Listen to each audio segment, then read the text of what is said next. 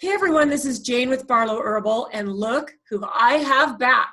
Mr. Stephen Ozanich, one of my favorite people in the world. He's not only one of my favorite people, he's one of my dearest, closest, most beautiful friends on the planet. So we did a couple of interviews together. We keep in touch via text, and we, throughout our months and days. And I just spread this message to as many people that will listen.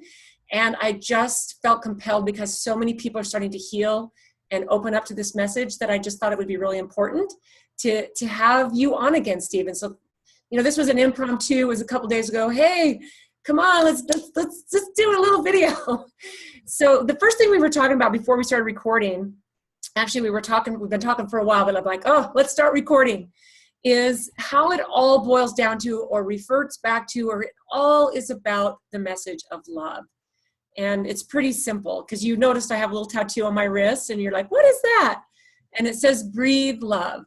So we started talking about love, and what you were saying was so amazing. I'm like, wait, stop. Let's record it. So how does it all start and boil down to love, Stephen? Oh, we could talk about this for months. I know, it's true. Yeah, I mean, of course, my field is mind-body healing. Right. TMS, tension neural, the mind-body syndrome. But it didn't take long of working with people to realize, it's coming from this lack of love within yourself and love for other people. And it may sound corny and cliche and new agey, but it's still true. And like I was telling you, I can see that people like Bruce Lipton and Greg Braden and Campbell and these guys, these people are the elites in their field. They're seeing the exact same thing that I am. I can see it. I've never met them yet. I would like to someday. We are evolving to love. It's about getting beyond the ego, because the ego is one of the most destructive forces in our lives. And of course, that's the sensation of feeling separate. And when early on, and I would say in the early 2000s, when I began working with people with their pain and diseases, I could see we were all the same. We're from the same consciousness. It's the notion that we are separate and that they are suffering alone and living their lives alone, because I can see almost every health problem comes from loneliness. And so, and they get into their personality characteristics, and they have trauma in their lives, and many of them were abandoned or felt emotionally abandoned. And the psychology gets very complicated.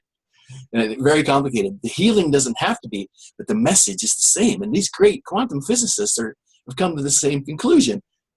We're evolving into love. That's the goal. That's what we're supposed to do with these physical bodies.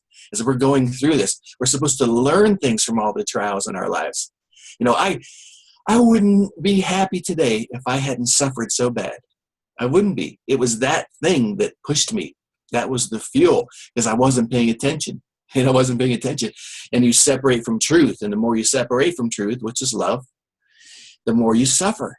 And sometimes when you get off the path, you need a nudge. And a nudge can be very painful. I mean, people pass out from TMS pain and they get diseases, they're not on the right path. And then when they see, well, first of all, the problem is they don't even know they're not on the right path. Because they're living for other people. They don't have any love for themselves in their own heart. And all of a sudden symptom comes along and blindsides them because they haven't been paying attention to their own needs. Because this whole life is being lived within us. It's being projected outward. And a lot of people with diseases. I just wrote an article that I'm shopping out the New York Times or the Wall Street Journal about the pain personality. Because our health is a product of our personality, not our bodies. People think their bodies are falling apart every day because the doctors keep telling them, oh, this is shorter than this, and this is higher than this, and it's all crazy. There's nothing wrong with the physical bodies. They're only congenital things or certain things like that. It's almost all from the personality, okay? And then when I started researching the personalities, of course, I deal with the type T, the pain personality.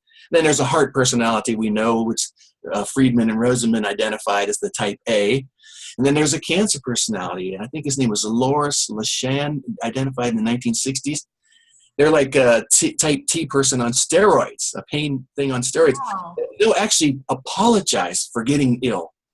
that personality. Wow. They're so worried about what other people think, so worried, their self-esteem so low, and there's no love in their hearts for themselves that they don't know how to project it out, anything other than criticism out. And then Wow. if we don't like ourselves, we find faults in everybody around us. But when we love ourselves, and I'm not talking narcissism, I'm talking about real love from God, love, then we find love in everything. We project that out, and we see the good in everybody. But if we see the bad in ourselves, we project our shadow outward. And it may all sound convoluted, and so I'm going to go back to the beginning. It's coming back to love, and that's the good news. Yeah, so let me ask you something, because I don't think we've really ever maybe touched on it or talked on it like this. As far as, okay, you said, so you're a type T personality.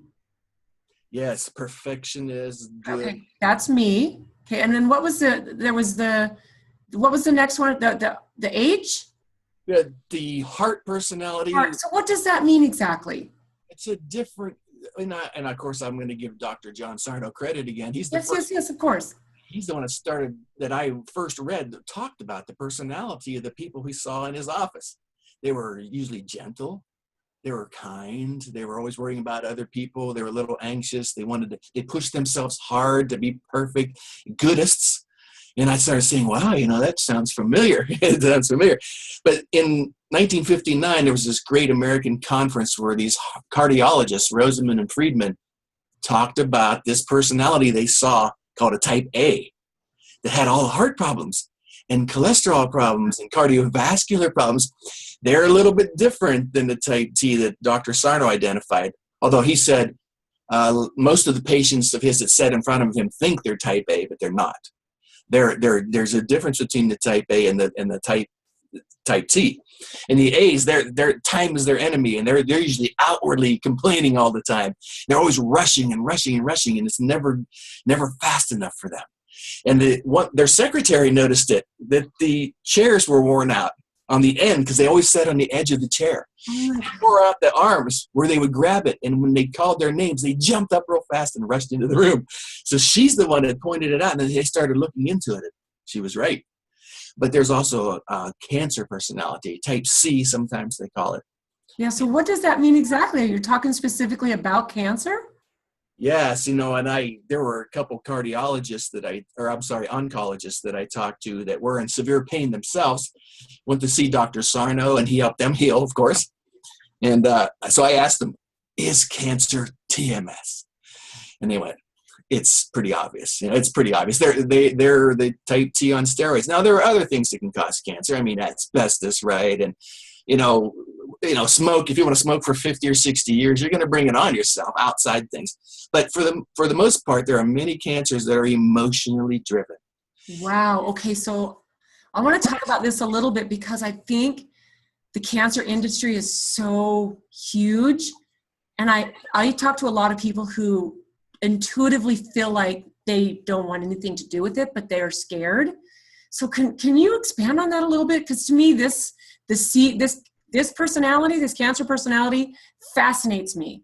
Oh, I know. This is my expertise. My expertise is in pain and other types of things. But that's pain. That's disease. That's pain. And they are the same thing. They really are. And it's this deep need inside that's not being fulfilled. And you say there's people who actually apologize when they get sick? That's what LaShanne had identified, that this is such a welcoming personality. Their needs are non-existent. And it's all really about self-esteem and a healthy love for yourself and things like that. But the cancer personality, I've had people that, read my book, The Great Pain Deception, and have healed.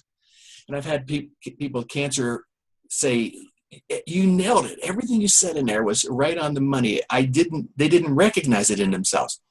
And so that's what Dr. Sarno did. He made people see themselves for the first time. And that's what I do. People say, what do you do? I'll say, I show people who they are. And that's how they heal. Because we think we're a certain way, and we are not at all that way. Not at all. And all these great ideologies, they come together, they merge at this spot, whether it's, Hinduism or Christianity or even A Course in Miracles. No matter what they are, you're not who you're pretending to be. And of course, Carl Jung and Freud and these people, they all knew this back in the days of intense psychoanalysis.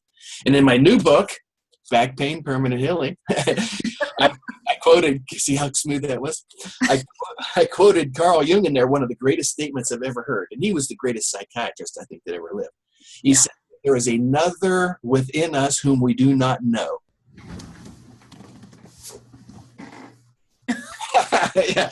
So you're the one about it. No, I'm teasing. It's doing well. It's doing well. Look it. Did I sign that? That's me. That's my moniker. I love this book. I've read it twice. Oh, backwards and forwards, huh? You know what? I love it, Stephen. It's that's basically a long discussion on why Dr. Sarno's right, why the medical industry is killing us, and why people don't want to heal. That's basically what that's about. Yeah, because I really think that what I find is when there's two big personalities that I talk to when I share this message with people, which I share on a really, really regular basis, almost daily with somebody, because I do come in contact with so many people. And I get two main personalities. Number one, well, it's actually split pretty evenly, but the first one is people, I watch their eyes open because I know that what I'm saying like completely resonates with them. And they're like, oh my gosh, that makes perfect sense. And the other one is like, that's not me. I'm an exception. I'm different. And they don't say it because they're trying to make me seem foolish. They say it because they truly believe. No. For two reasons, because yeah, they don't understand themselves, like I just said. They think they're something else. And because their doctors have told them they've got a specific physical problem. And I don't know if the people know what we're talking about here, the mind-body syndrome. Yeah, so let's talk about that again, because if someone's watching us for the first time, this is our third interview together, but explain the mind-body syndrome. We're so connected. Sure. I mean, Dr. John Sarno changed the world forever, but the world doesn't know it yet. Yep. The film of him is going to come out all the rage, and I think it's going to make waves of difference. But I was almost dead at one point, and I've worked with thousands of people who are almost dead, and his work has saved our lives. Our diseases and our pains, for the most part, now we can't say everything's absolute, but for the most part, is all from an unconscious emotional process. And yet people don't want to believe it. They think they're different because their doctors have told them, look, your elbow has some arthritis there, or you've got a herniation there. These things are not causing the pain. And the proof that they're not is that everybody heals when they recognize that it's not causing the pain. It goes away. The brain uses these things, hoping that you obsess on the body, look for answers. And so the medical industry is really hurting us. And they've saved us too. There's some great things there. This is not an anti-medicine message. This is not an anti-doctor message. This is how they're using that new technology. They're looking into the body and they're seeing normal things. And they're blaming all the problems on that. And like we were talking about earlier, I've had people with cancers tell me, I've healed now. I didn't understand myself. I didn't know that I wasn't feeling things. I didn't know that I was on the wrong path. And so this is about life and love. It's going to come back to that again. It's going to come back to that. Love is pure light. It's pure white. There's no conflict in it, which of course, Dr. Sarno's fourth book, The Divided Mind, that title's there for a reason. People who are sick and in pain, they're in psychological conflict. They don't know it because of something Freud called superego or Jung called persona. They put this face on. I call it the great lie, and we put it on every day. This face is a lie. It's constructed for those people to make them happy. Okay? Someone pointed out recently to me, Facebook is the real lie. and I thought about that. Yeah, because they're always on there so happy. Everyone's always partying and everything's all roses on there. Of course, as soon as they sign off, they go back to their miserable life, right? But they always act like everything's great here.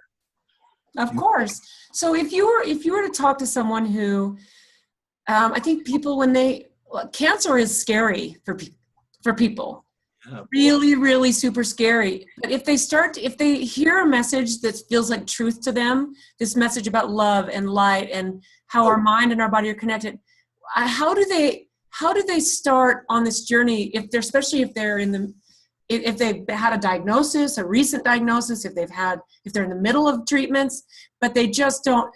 I mean, how would you break out of that? And because it can be a process for some people to heal and train the mind differently. Would you say that's true? Yeah, well, that's a good question, and matter of fact, when I'm done with you here, I have a conference with a guy at stage 4 cancer. He wanted to talk to me in Florida.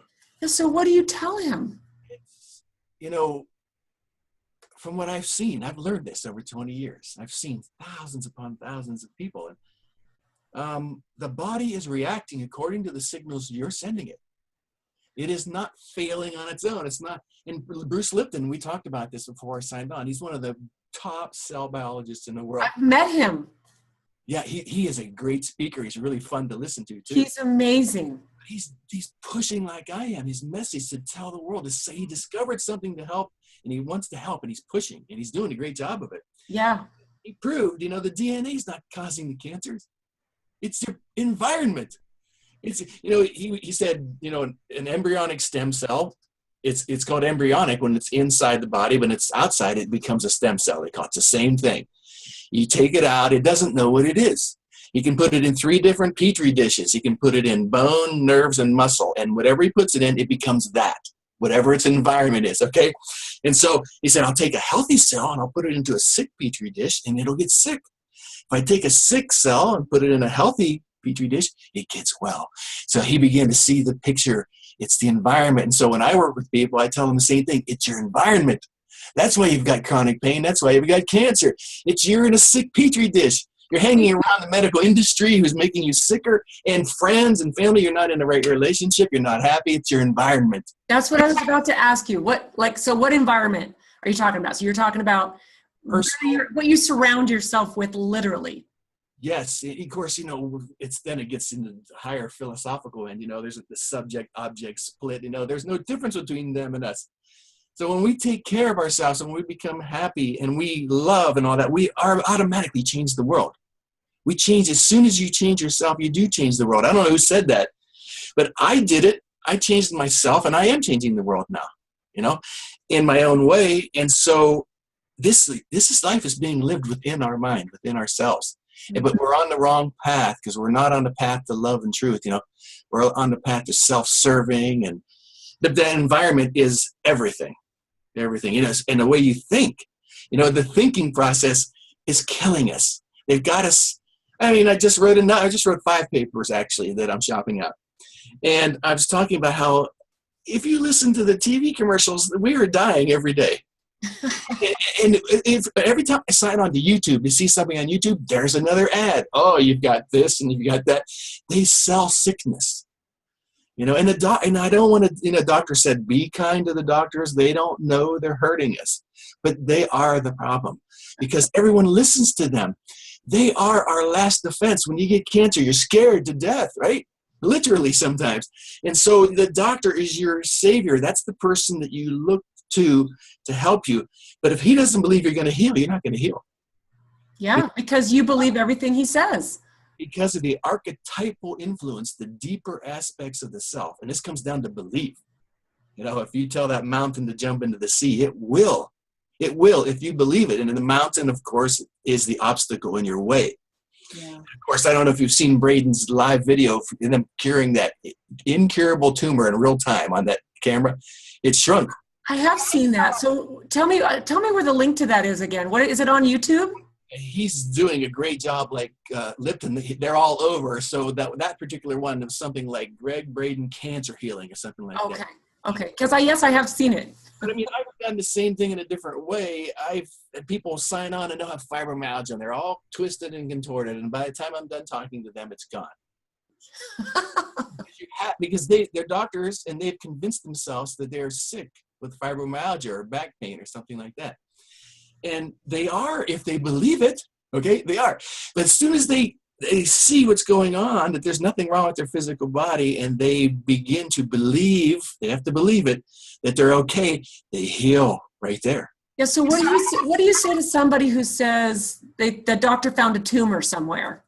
Yeah. And it's this complicated, and it's wrapped around these organs. What do you say to someone like that? Good point. We have to be responsible and smart, right? Right. Go to your doctor. I'm not saying don't listen to them. Right. They can also save our lives, right? Yes, I completely agree. Absolutely. The message that I have here is actually for doctors.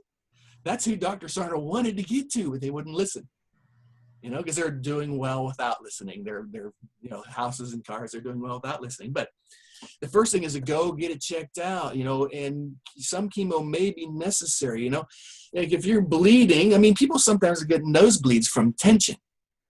It's called hemorrhagic telangiectasia. It's easier to say than to spell, by the way. But a lot of little kids will get nosebleeds and earaches because they're so anxiety-ridden. Little kids are anxiety-ridden when they're not with their mom and they have to go to school and things like that. And they're blaming it all on backpacks and wrong mattresses and stuff, which it isn't. It's their emotions. But that you can get this bleeding and you can bleed to death. People have bled to death from this. And so we have to be smart. Go stop the bleeding, right? And if you've got a tumor, go to the doctor. Make sure, do what he says as far as that end of it, but also you've got to say what caused it. It's like the pain, the pain in the back is almost every time is from an emotional process. That's nothing to do with the spine. But they'll want to cut out the disc and, stretch it and do all this.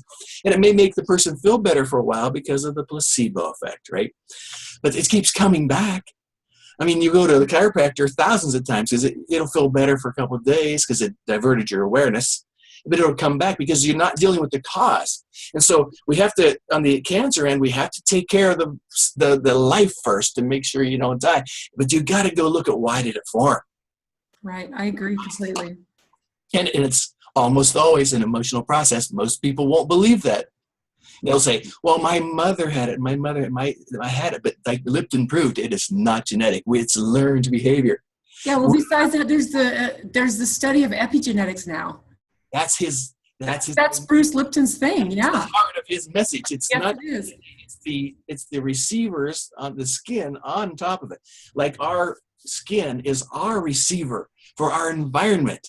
It tells us everything that's going on in the environment. We are that cell in the greater number of cells that's evolving to higher consciousness. That's why it's all evolving to love. And that's a big leap from health problems to that, but that's where it's going. And that's where the problems are. Right. And so if you've never heard of epigenetics, it's basically the study of the energy that lives above your genes, above your genetics. Look it up. It's EPI genetics, epigenetics. Epi means above. That's what Epi means above. That's right. And it's a brilliant, if you have never heard of Dr. Bruce Lipton, he wrote The Biology of Belief. I heard him speak when he released his book, The Honeymoon Effect. Have you read that book? Heard about that book. Yeah, so I got to hear him speak. I have my picture with him because to me, he was a rock star. I'd read The Biology of Belief, and I've read all the things that he's done, and he is like you, Stephen. He is spreading a powerful message. And hero, he's really a hero because, like Dr. Sarno, they get ridiculed when they stand for truth. And he realized when he was at the University of Wisconsin that he was preaching dogma about DNA, Darwinism, and all this stuff. It's all a lie. It's something they made up, and everyone went, that sounds like it makes sense, so they accepted it. And so the colleges are teaching it.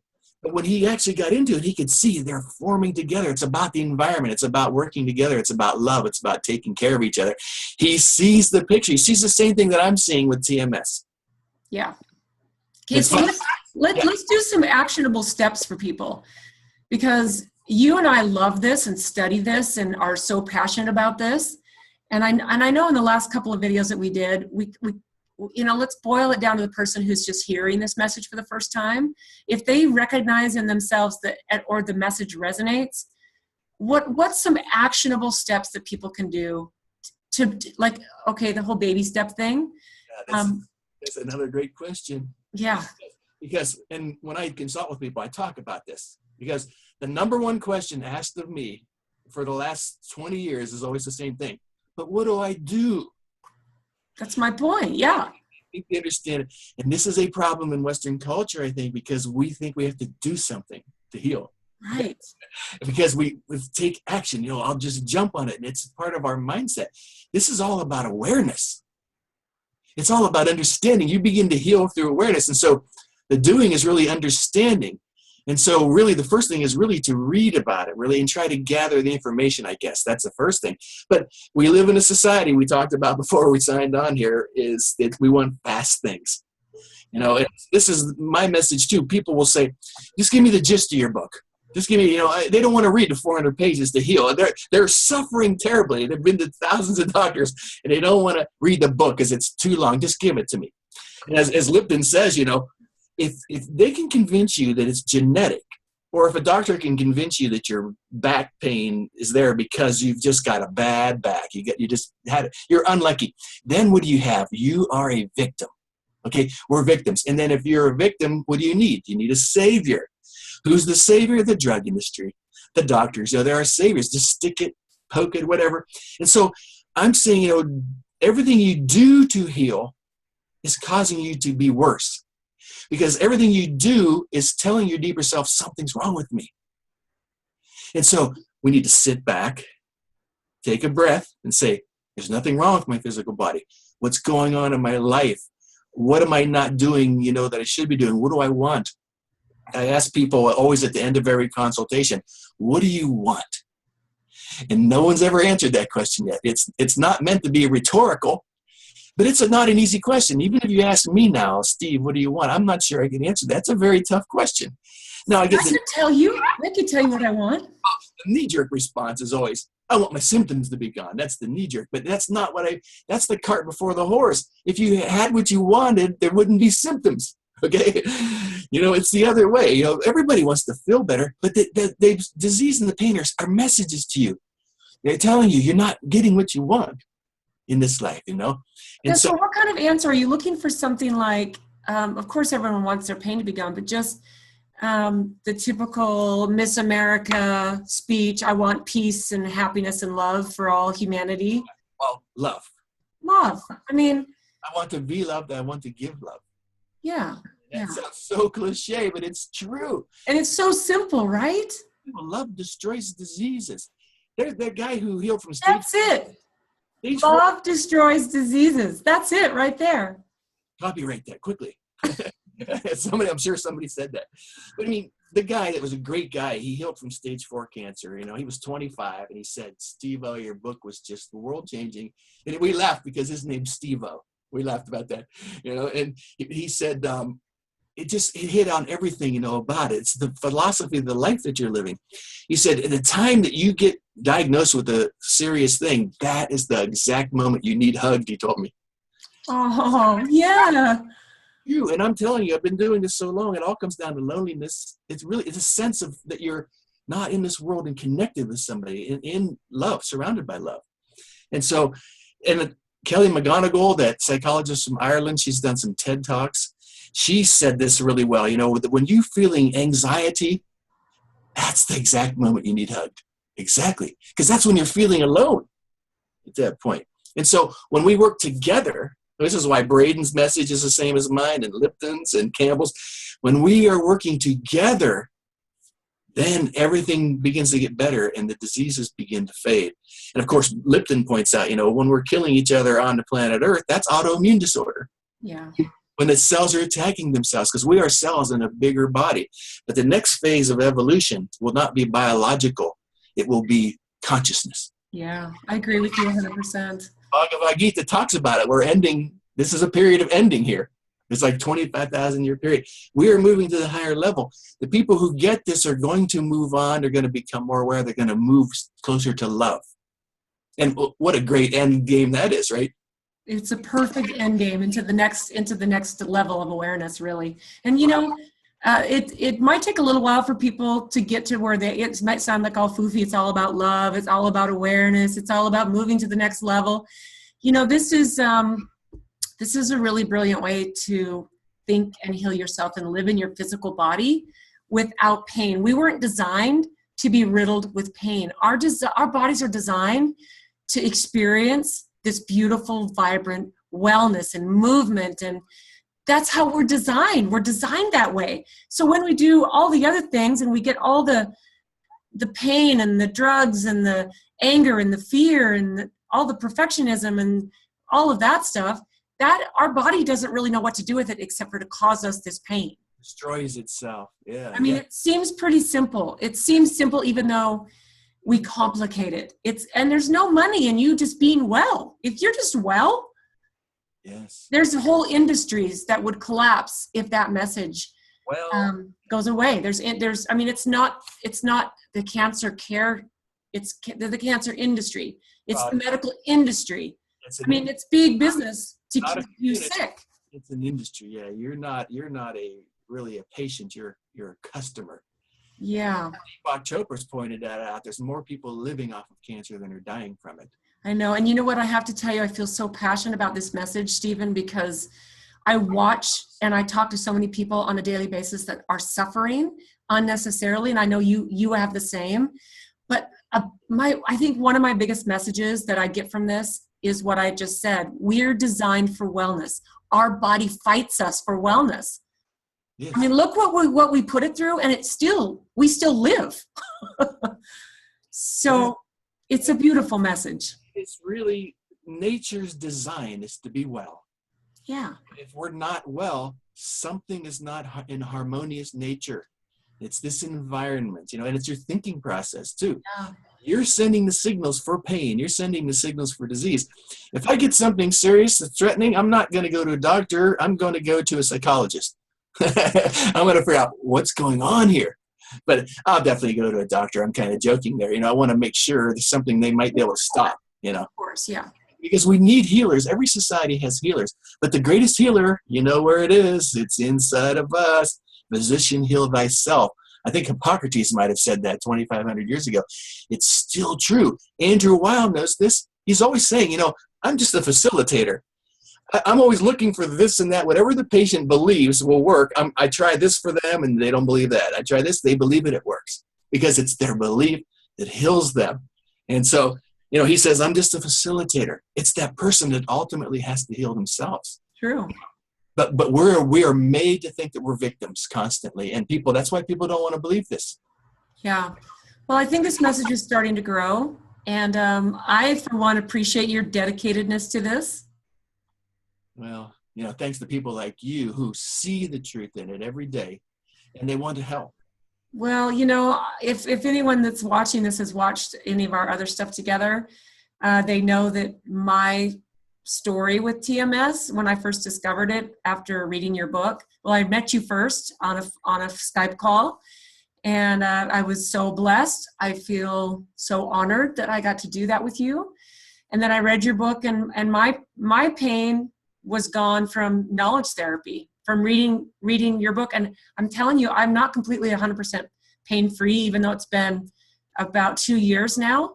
But I recognize what it is. And I go, and it makes me sit back, what we just talked about. How do you help yourself get out of physical pain? Knowing that my mind and my body are connected, I look at what's going on in my life and how I'm processing it in my mind. Relates perfectly, yes. Yeah, and it goes to this little simple thing. Okay, I am a perfectionist, and I work on that part of my personality. Like, I don't like it when my bed's not made. And I have this deal with my husband. If I'm out of bed last, I'll make the bed. If you're out of bed last, you make the bed. I'm always out of bed first. That's a lot of pressure to put on yourself. It reminds me of Jim Gaffigan. That comedian Jim Gaffigan? Yes. People ask me, why don't you make the bed? His wife asked him, why don't you make the bed after you get out of it? He goes, for the same reason I don't tie my shoes after I take them off. Because I'm going to put them back on again. Okay? And I know, and I'm just telling you that this is one of the things that I work on, because it boils down to those little simple things but see, what I've done since now I know you, and I'm not only such a big advocate of what you do, but I feel like I love our friendship, but I feel like because I have this knowledge and I have these tools, and it's simple, I can go, why do I care if the bed's not made? I can really say to myself, why does that one little, there's a room in my house, I don't spend any time there unless I'm sleeping in it. I don't see it all day long. Why does it bother me that the bed's not made? In case somebody goes in there, Gaffigan said, in case some stranger walks in there. Yeah, and honestly, I would have to tell you that's not even my main reason. My main reason is I'm a bit of a neat freak. And that's right. And when I do consultations, I talk about the need for control. When I was in pain all the time. That's what it is for me. Control everything. I wanted everything to go right in day. I wanted this to be there. That is deeply enraging to us. Yes, it is. And I still, there's a part of my personality, Steve, that I still struggle. I struggle with that. And I have to go. All right, Jane. Like right now I have like super tight pain in my shoulders because I have all this stuff going on with my work and my business and my freaking perfectionism. And I have to step back. Metaphorical, weight on your shoulders. Yes, I do. I know, because I've studied all of this. I know when there's something going on with your knee, there's a metaphor with that. I know what this is about. Abel says this is a virtual body we have. Yeah. It gets really into the quantum end of it, but the good news is, the people who can see this, because it's about awareness, like you're aware of what's going on. That's the thing. Become aware of what's going on. That's when your consciousness begins to expand, the spirit begins to expand. Yeah. And of course, we need to get to the ultimate awareness, is that love. We are love. Our true nature is love. We're born into it. And then we get all messed up, like we make it too complicated. And so this is a beautiful message, isn't it? It's so beautiful. Everybody's happier when they find about TMS and things like this and what's going on. And so I invite anybody that sees this, to look into it. That's all I can say. Actionable steps, read the material from the people who have gone before you, because they've seen it. They've seen it. And Andrew Weil says that it's more healing to go to someone who's healed from something you have than it is to go see a doctor, he said. Is there something about seeing it that we believe it? Yeah. So here's what I would say. If any of this message is resonating with you and you want to know where to start, Steve has been hard working on the audio version of his book, The Great Pain Deception, because I know there are some books that are harder to get through because the information is so dense, because I'm a huge reader and your information in your books is so dense. It's really, really powerful. But there is an audio version coming out. But this is what I would challenge you to do. I would challenge you to buy the book, The Great Pain Deception, and even Back Pain Permanent Healing. And then there's a little book, Dr. Sarno's 10 Healing Discoveries. And I have all of these books. I've read all of them. And they give me powerful healing tools. They give me the tools to live vibrantly in this physical body on this planet. So buy the books and set aside time. Set aside time every day, 20 minutes to begin with, and start reading, because this stuff is power. And very, very soon that you will have the ability to purchase the audio, which I'm really happy you're doing that, Stephen, because there's going to be even more people that are going to get, we want things easy and fast, but honestly, that is a powerful way to get this information. And there's audiobooks that I love. The Untethered Soul. I've listened to that probably 5 times on audio. I have it on audiobook, but I haven't started it yet.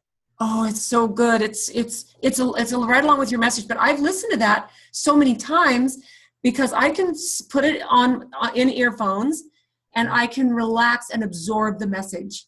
Yeah, it's deeper part of the brain. Hearing goes to the archaic, deeper part. And I told Dr. Sarno, I don't know if I would have healed without your audiobook, because reading didn't sink in.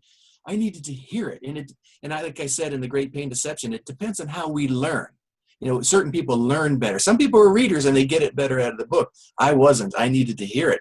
And so people kept telling me, you've got to see The Untethered Soul because you're saying the same thing, Steve. And I said, oh, really? So I bought it, but I haven't had time. It's been sitting there for months. Yeah, The Untethered Soul is really beautiful. That's something I would suggest people listen to. And then when The Great Pain Deception comes out on audio, which hopefully you're close to finishing, because I know you said you've been recording every day.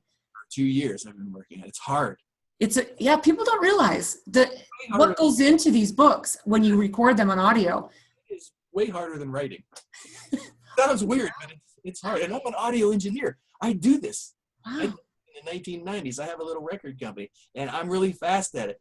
But the book's also long, too. It's 400 pages, which is really, really cool. Well, it's long, and like I said earlier, it's dense information. But it's so good. The information is powerful. So, Stephen, I adore you beyond. One day, you and I are going to meet in person, and I'm going to give you the biggest hug ever, because we have never met in person, even though I feel like I know you like a best friend. It does feel that way. Well, we're seeing the same things. And so we are friends. We're probably friends before we were born. I think so too. So, you know what? I honor you for taking the time to talk to me today, really. And I am excited to share this third interview we've done together. Thank you for your just brilliance and your dedication to spreading this amazing healing message. The world needs messengers like you, and I'm grateful that you have a dedication to it. So thank you. Okay, guys, thanks for listening. Stephen, you're brilliant, and we'll talk to you guys soon.